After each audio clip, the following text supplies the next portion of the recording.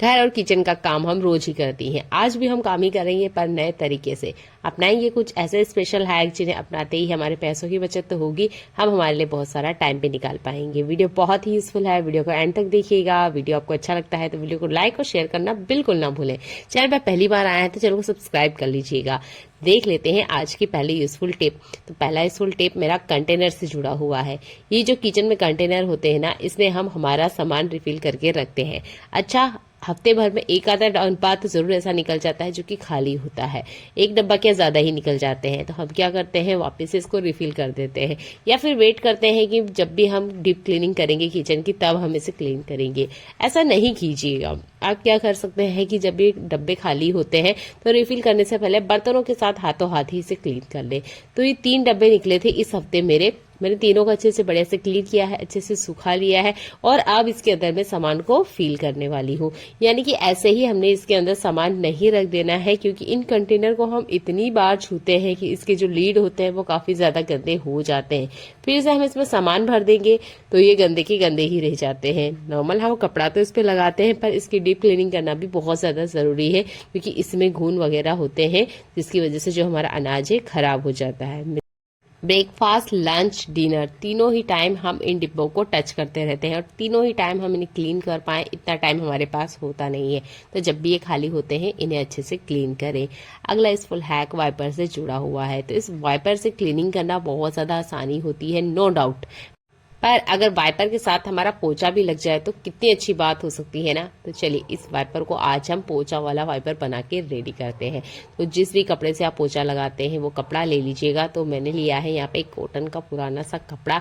इस तरीके से जैसे मैं आपको दिखा रही हूँ बिल्कुल आपने इस तरीके से इसके ऊपर लगाना है। यहाँ पर आप जुराब का भी यूज कर सकते हैं, पर जुराब इतने हमारे घर में होते नहीं है, एक आधा कोई मिसिंग हो गया तो ही होगा, नहीं तो नहीं होता है। पर ये जो कपड़े होते हैं जिसे हम पोछा लगाते हैं ये जरूर होते हैं। ला लेना है आपने क्लॉथ क्लिप और इसके ऊपर कुछ इस तरीके से लगा देना है। अगर वाइपर के ऊपर नहीं लगती है ना तो कोई दिक्कत नहीं है, आप कपड़े के ऊपर भी इसे लगा सकते हैं। इसके बाद में जो नॉर्मल वाइपर है ये हमारा पोछे वाला वाइपर बन के रेडी हो चुका है। आप चाहे तो इसकी फोल्डिंग ना थोड़ा छोटा भी कर सकते हैं। मैंने थोड़ा सा बड़ा किया है ताकि अच्छे से बड़े एरिया को कवर करे। तो मैं इसे किचन काउंटर पे आपको यूज करके दिखा रही हूँ, क्योंकि ये वाइपर मैं किचन काउंटर के लिए ही यूज करती हूँ। तो आप पूरे घर में अगर पोछा लगाना चाहते हैं तब भी इस ट्रिक को यूज कर सकते हैं। बढ़िया से जितना पानी है अच्छे से ये कपड़ा अपने अंदर ले लेता है। अच्छे से एक बार में ही आपके झाड़ू लगाने का, पोछा लगाने का दोनों काम एक साथ हो जाएगा। बहुत यूजफुल हैक है, जरूर करके देखिएगा। आपकी क्लीनिंग के काम बहुत ज्यादा आसान हो जाएंगे। आपके बाथरूम और किचन वगैरह में टाइल्स जरूर लगी होगी, तो ये जो टाइल्स वगैरह है ना, ये टाइल्स को क्लीन करने के लिए भी ये सबसे बेस्ट है। तो मैं यहाँ पे भी आपको टाइल्स क्लीन करके दिखा रही हूँ। इस तरीके से देखिए बढ़िया से क्लीन हो गई ना। तो बार बार हाथों से हमें क्लीनिंग करनी होती है तो हमारे हाथ भी गंदे होते हैं और बार बार दिन भर हाथों को तो हम क्लीन नहीं कर सकते। तो आप इस तरीके से वाइपर पे ही पोछे के कपड़े को लगा लीजिए। अगर आपको पोछा लगाना बिल्कुल पसंद नहीं है तब तो ये ट्रिक आपको बहुत ज्यादा पसंद आने वाली है। तो इस ट्रिक को यूज करते हुए अपने पोछे के जो काम है ना उसको आसान बना लीजिए। इसके बाद में इस कपड़े को आप निकाल सकते हैं। अगेन इस कपड़े को वॉश कर लीजिए या पलट लीजिए, जैसे कि मैं भी आपको पलट के दिखाने वाली हूँ, और फिर से क्लॉथ क्लिप को लगा लीजिए। बहुत अच्छे से देखिए क्लीनिंग हो चुकी है। तो एक बार ना आप भी इस ट्रिक को यूज करके देखिएगा। घर में छोटे बच्चे हैं तो इस तरीके के फूड जरूर आपके घर में भी आते होंगे। अगर हम इसे खुला ही छोड़ दें तो ये बहुत जल्दी सेलन आ जाने की वजह से खराब हो जाते हैं। अभी देखिए बहुत बार ऐसा होता है कि पैकेट में पूरा फुल होता है, यानी कि थोड़ा बहुत ही यूज होता है, बाकी यूज में नहीं आया होता है। तो मैंने आपको बहुत सारे ट्रिक इससे जुड़े हुए बताए हैं, पर आज ना सबसे सिंपल वाला ट्रिक मैं आपको बता रही हूँ, जिसमें हमें गैस के पास जाने की जरूरत नहीं है, ना ही कुछ गर्म करने की जरूरत है। बस आप इसे इस तरीके से मोड़ लीजिए। यहाँ हम टेप का भी यूज नहीं करने वाले हैं, अलग डिफरेंट सा हैक है, तो इसे आप जरूर कर सकते हैं। तो हमारे घर में ना क्लॉथ क्लिप जरूर होती है, तो इस क्लॉथ क्लिप को ना आपने इसके ऊपर लगा लेना है। अगर 4 से 5 क्लॉथ क्लिप अपने किचन में जरूर रखा करें। इस तरीके की जो फूड आते हैं इनको आप आराम से पैक कर सकते हैं।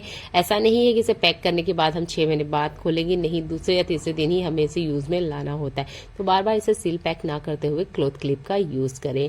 घर में छोटे बच्चे हैं ना, तो इस तरह के चॉकलेट वगैरह बहुत ज्यादा हमारे घर में आते हैं। तो ये बॉल मुझे देख के बहुत ज्यादा अच्छा लगता है। मेरे घर में काफी सारी ऐसी बॉल्स हैं, तो मेरे बच्चों को तो ये वाली चॉकलेट बहुत ज्यादा पसंद है। तो इस बॉल्स को जब मैंने ध्यान से देखा तो ये देखिए इसमें बढ़िया से अच्छे से कवर है, गोल है, तो बहुत बाहर मैंने इसका यूज नहीं किया, मैंने सोचा बच्चे खेलेंगे, पर बच्चे नहीं खेलते, 1-2 दिन खेलते हैं, उसके बाद में कोई इंटरेस्ट रहता नहीं है उनके पास। तो हम क्या कर सकते हैं ना, इसका यूज ले सकते हैं बच्चों के रबड़ वगैरह रखने के लिए, शॉर्पनर वगैरह रखने के लिए आराम से इसके अंदर आ जाते हैं। और ये चीजें है ना, अगर गलती से गुम हो जाए तो टाइम पे मिलती नहीं है। इस तरीके से अगर आप बच्चे को देंगे रखने के लिए तो बच्चा आराम से जरूर संभाल के रखेगा।